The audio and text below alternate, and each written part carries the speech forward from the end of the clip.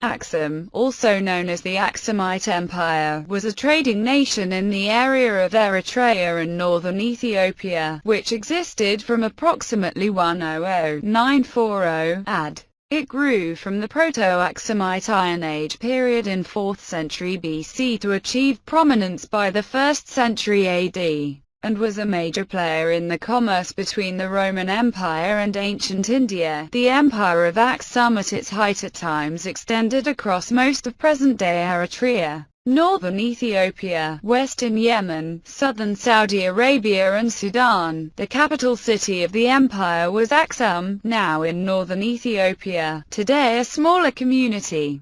The city of Axum was once a bustling metropolis, cultural and economic center. 2 hills and 2 streams lie on the east and west expanses of the city, perhaps providing the initial impetus for settling this area. Along the hills and plain outside the city, the Axumites had cemeteries with elaborate gravestones called stelae, or obelisks. Other important cities included Yeha, Hor-Ulti-Melizo, Matara, Adulis, and Kahito, the last 3 of which are now in Eritrea. Axum remained a strong, though weakened, empire and trading power until the rise of Islam in the 7th century. However, unlike the relations between the Islamic powers and Christian Europe, Axum, Sahamath, which provided shelter to Muhammad's early followers around 615, was on good terms with its Islamic neighbors. During the 4th century, the kings of Axum were Christianized, thus becoming both politically and religiously linked to Byzantine Egypt. At the same time, they extended their authority into southern Arabia. In the 6th century, an Axumite king reduced the Yemen to a state of vassalage. In the latter part of the 6th century, however, the Persians invaded South Arabia and brought Axumite influence there to a close. Later, the Mediterranean trade of Axum was ended by the encroachment of the Arabs in the 7th and 8th centuries.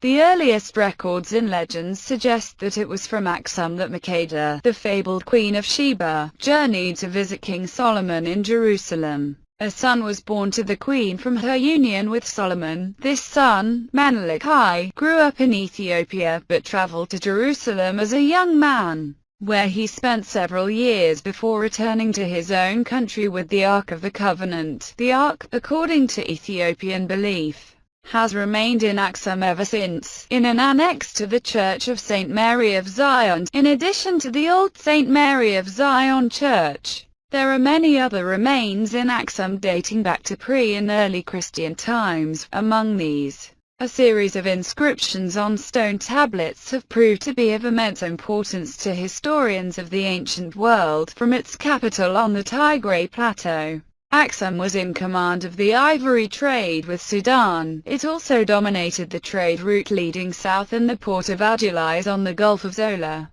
Its success depended on resourceful techniques, the production of coins, steady migrations of Greco-Roman merchants and ships landing at the port of Adulis. In exchange for Axum's goods, traders offered many kinds of cloth, jewelry and metals, especially steel for weapons.